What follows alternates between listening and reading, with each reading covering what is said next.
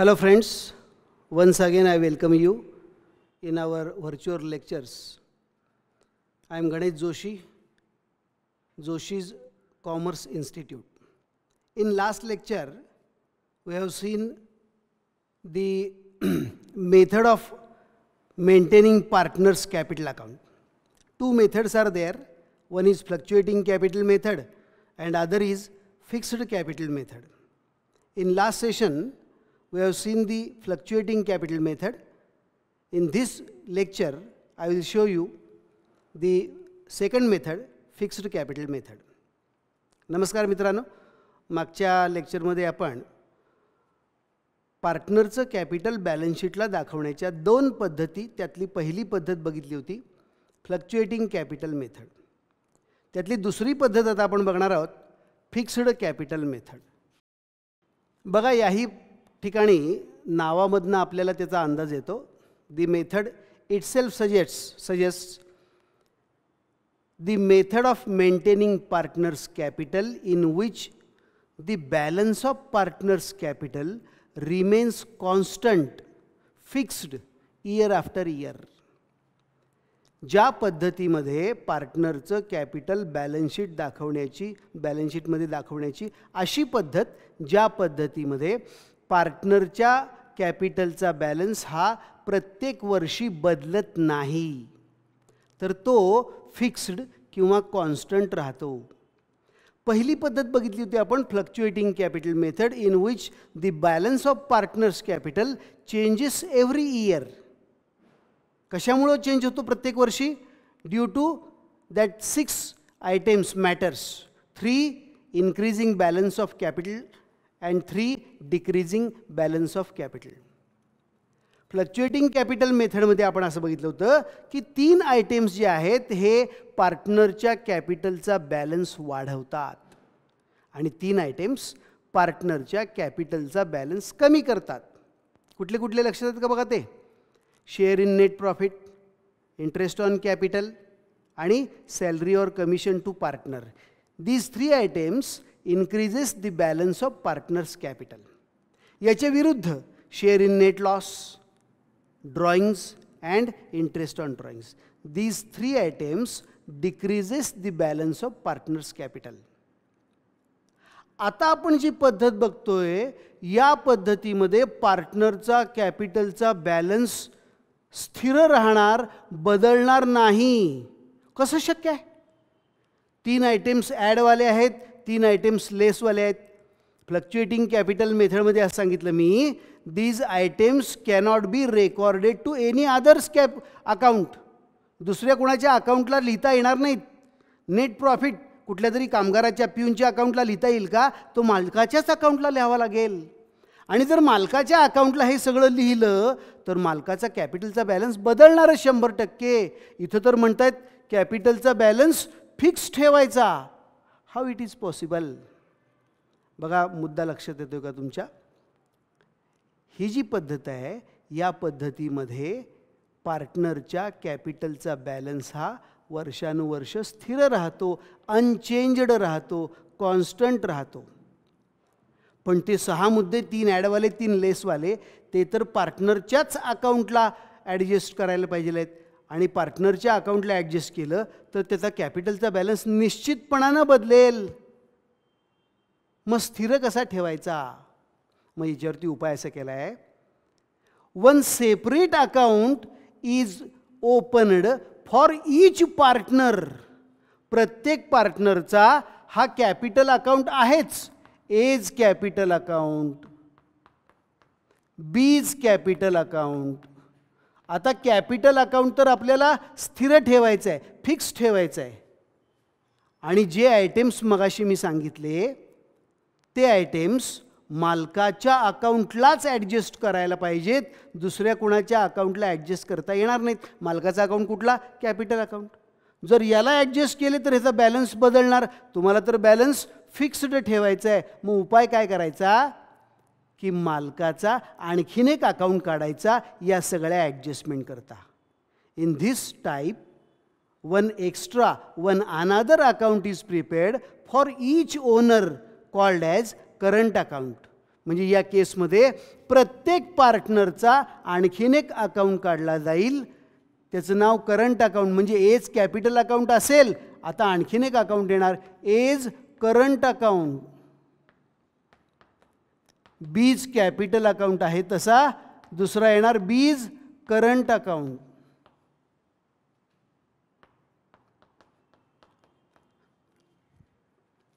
All the yearly adjustments, 3 ॲडवाले आणि 3 लेसवाले, हे सगळे yearly adjustments they are to be adjusted at the end of every year while preparing final accounts. Final accounts तयार करताना हे सगळं ॲडजस्ट करायला लागतात. हे आधी आपण कुठल्या अकाउंटला ॲडजस्ट केलेत? कॅपिटल अकाउंटला. म्हणून कॅपिटलचा बॅलन्स बदलला. आता कॅपिटल जर फिक्स ठेवायचं असेल तर ह्याला धक्का लावायचा नाही. मग ते ॲडजस्ट कशाला करायचे? ॲड 3 लेस 3 कुठं करायचे? तर कॅपिटल अकाउंटला करायचे ऐवजी करंट अकाउंटला करायचे. The yearly adjustments are made to current account instead of capital account. Thereby, the balance of current account will change year after year and the capital will be fixed. बघा, लहान मुलाची समजूत काढल्यासारखं आहे. मगाशी काय केलं आपण? सगळं एकाच अकाउंटला ॲडजस्ट केलं, कॅपिटल अकाउंटला. त्यामुळे तो बदलला. आता आम्हाला बदलायचं नाही आहे ना, याला धक्काच लावू नका. कशाला बदलेल ते? मग काय करायचं? ॲडजस्टमेंट ज्या करायच्या आहेत पार्टनरच्या कॅपिटलला त्या कराव्या लागत होत्या, त्या कॅपिटलला न करता या प्रत्येक पार्टनरचा एक वेगळा अकाउंट काढायचा आणि त्या अकाउंटला ह्या सगळ्या ॲडजस्ट करायच्या. म्हणजे मगाशी आपण 3 आयटेम्स ॲड करत होतो कॅपिटलमध्ये. Share in net profit, interest on capital, salary or commission to partner. हे 3 कॅपिटलला ॲड करत होतो, कॅपिटल अकाउंटला क्रेडिट करत होतो. त्याच्याऐवजी आता आपल्याला ते करंट अकाउंटमध्ये ॲड करायला लागतील, करंट अकाउंटला क्रेडिट करायला लागतील. 3 आयटेम लेसवाले होते. Share in net loss, drawings, interest on drawings. हे कॅपिटलमधनं आपण लेस केले मग आधीच्या लेक्चरमध्ये, आधीच्या पद्धतीमध्ये, किंवा कॅपिटल अकाउंटला डेबिट केले. आता ते कॅपिटल अकाउंटमधनं लेस करणे किंवा कॅपिटल अकाउंटला डेबिट करायच्या ऐवजी करंट अकाउंटला सगळे ॲडजस्टमेंट करायच्या. म्हणून करंट अकाउंटचा बॅलन्स प्रत्येक वर्षी बदलत राहील आणि कॅपिटल अकाउंटचा बॅलन्स मात्र प्रत्येक वर्षी स्थिर राहील.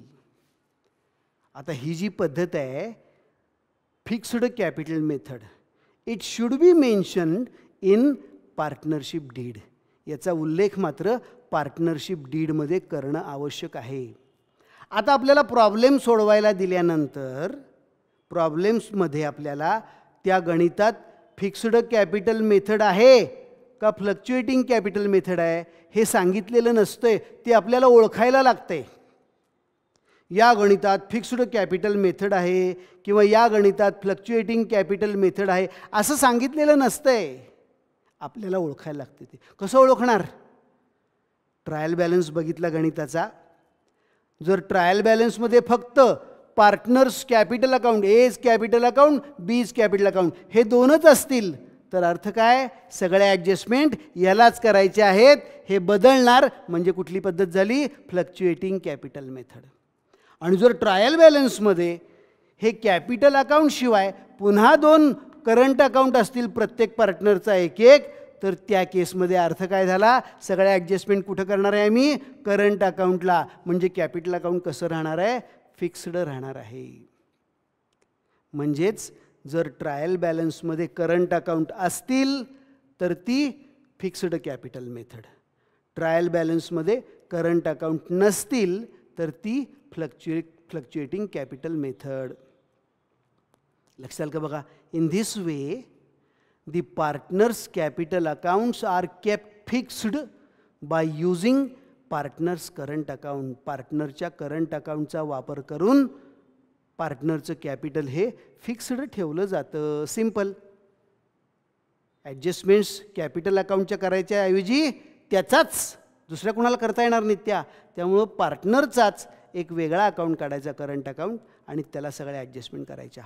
Normally partners capital account shows credit balance.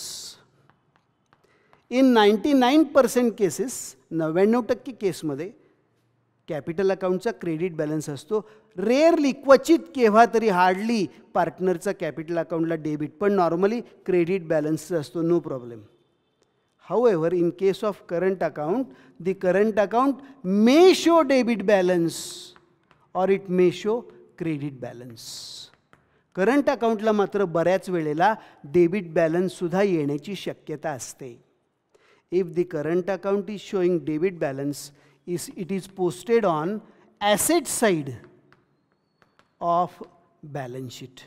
And if the current account is showing credit balance, it is posted on liability side of balance sheet. बघा, दोन पद्धती आहेत. दोन्ही कुठलीही पद्धत वापरली तरीसुद्धा कॅपिटल काय माझं वाढून दिसणार नाही किंवा आहे ती कमी होणार नाही आहे. फक्त हे प्रेझेंटेशनची पद्धत आहे, दाखवण्याची पद्धत आहे. एका पद्धतीत डायरेक्ट कॅपिटलला सगळ्या ॲडजस्टमेंट करायच्या, एका पद्धतीत कॅपिटलला धक्का न लावता स्थिर ठेवायचं, फिक्स ठेवायचं, सगळ्या ॲडजस्टमेंट करंट अकाउंटला करायच्या. मग करंट अकाउंट सुरुवात केव्हा होणार हो? करंट अकाउंट कशा करता आहे? इयर एंडच्या ॲडजस्टमेंट करण्याकरता. मग करंट अकाउंटची सुरुवात केव्हा होणार? पहिल्या वर्षाच्या शेवटी. तोपर्यंत काय कामच नाही ना त्याचं.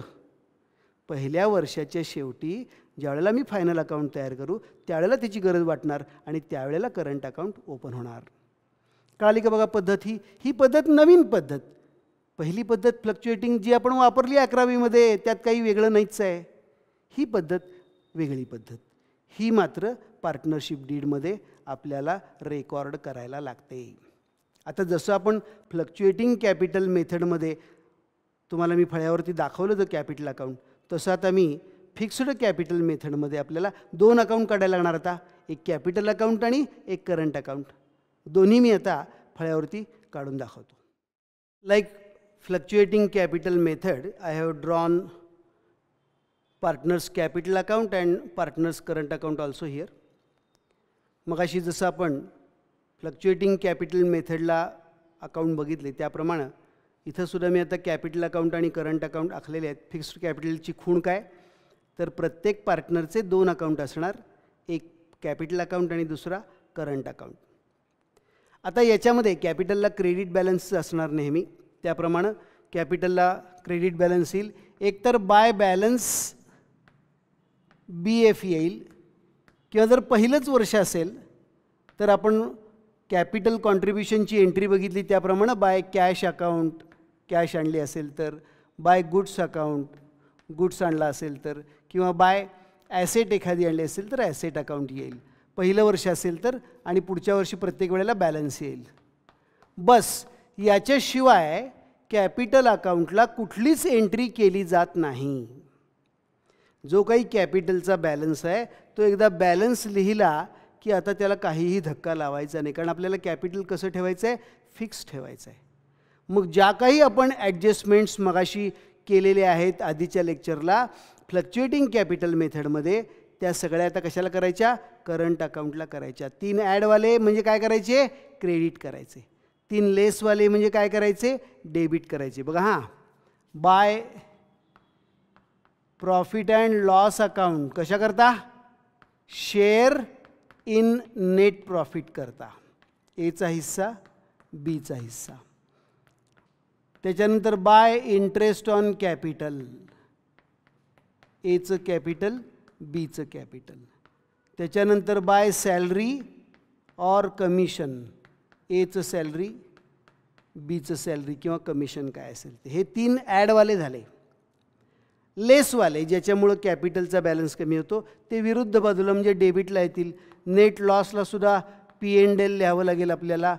टू P&L अकाउंट कंसात शेअर इन नेट लॉस. मगाशी सांगितल्याप्रमाणे एकतर नेट प्रॉफिट असेल किंवा नेट लॉस असेल, दोन्ही एकदम एका वेळेला नसणार.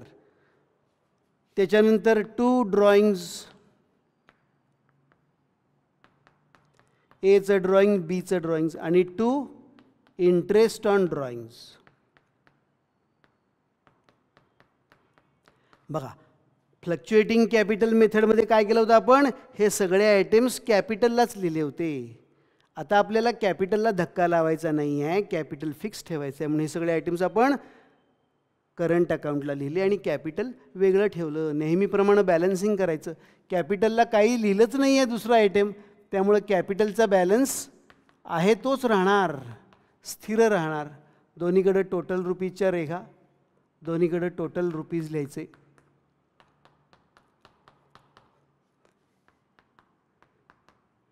डेबिटला येईल टू बॅलन्स CF आणि हाच बॅलन्स इकडे खाली येणार बाय बॅलन्स BF. आणि हा जो बॅलन्स आहे तोच राहिला, काय केलंच नाही, त्याला ॲडलेस केलंच नाही. हा राहिलेला फिक्स बॅलन्स हा बॅलन्स शीटला दिसेल. बॅलन्स शीट मी इथं फक्त लायबिलिटी साईड मांडली आहे, याच्यामध्ये येईल. इथं सगळं लिहायला लागेल हां आपल्याला. पार्टनर्स कॅपिटल अकाउंट्स, पद्धत कुठली ती लिहायला लागेल. कुठली पद्धत आहे? Fixed capital method. त्याच्यामध्ये 2 अकाउंट असणार आहेत, कॅपिटल आणि करंट अकाउंट. पहिल्यांदा capital account. Partners Capitals A हा final balance inner कॉलमला, B inner कॉलमला, बेरीज आउटर कॉलमला. आणि आता पार्टनर्स करंट अकाउंट. करंट अकाउंटचं पण बॅलन्सिंग करायचं नेहमीप्रमाणे. पुन्हा टोटल रुपीजच्या रेघा दोन्हीकडं, मोठी बेरीज समोरासमोर दोन्ही बाजूला. ज्या बाजूला बेरीज कमी असेल तिथं फरक लिहायचा आणि येणार इथं to balance CF, closing balance. हा विरुद्ध बाजूला खालच्या ओळीला टोटल रुपीजच्या खाली बाय बॅलन्स BF. आणि आता हा करंट अकाउंटचा बॅलन्स पुन्हा बॅलन्स शीटला लायबिलिटी साईडला येणार. Partners current account A inner column, B inner column आणि बेरीज आउटरला. म्हणजे काय झालं, इथं कॅपिटल फिक्स राहिले आणि करंट अकाउंट मात्र प्रत्येक वर्षी बदलत राहतील. हा जो बॅलन्स आहे शेवटचा, हा पुढच्या वर्षी पुन्हा ओपनिंग बॅलन्स येईल आता बाय बॅलन्स BF. पुन्हा पुढच्या वर्षाचं प्रॉफिटमधला हिस्सा, पुढच्या वर्षाचं इंटरेस्ट ऑन कॅपिटल, पुढच्या वर्षाचं सॅलरी कमिशन क्रेडिटला येईल. पुढच्या वर्षी लॉस झाला तर तो डेबिटला येईल, ड्रॉइंग्स डेबिटला येईल, इंटरेस्ट ऑन ड्रॉइंग्स डेबिटला येईल. पुन्हा पुढच्या वर्षी करंट अकाउंटचा बॅलन्स बदलेल आणि कॅपिटल मात्र फिक्स्ड राहील. सगळ्यांच्या लक्षात आलं का बघा? In this way the partners capital are kept fixed with the help of partners current account. आपल्याला दोन्हीपैकी कुठली तरी एक पद्धत असते. ओळखायची कशी सांगितली मी? जर ट्रायल बॅलन्समध्ये करंट अकाउंट असेल तर फिक्स्ड कॅपिटल मेथड, आणि ट्रायल बॅलन्समध्ये करंट अकाउंट नसेल तर फ्लक्च्युएटिंग कॅपिटल मेथड. लक्षात सगळ्यांच्या? नेक्स्ट पॉईंट, एक एक पॉईंट आपण बघतोय. पार्टनरशिप डीडमध्ये असलेले एक एक पॉईंट, एक एक मुद्दा आपण बघतोय ज्याचा आपल्या अकाउंटन्सीशी संबंध येतोय. असे पॉईंट्स आपण बघतोय.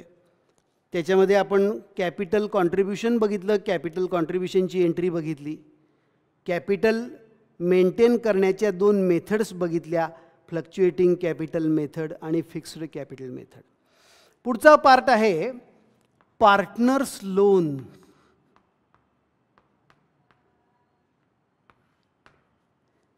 If any partner is having excess cash bank balance, he may advance some money to the partnership firm in addition to his capital.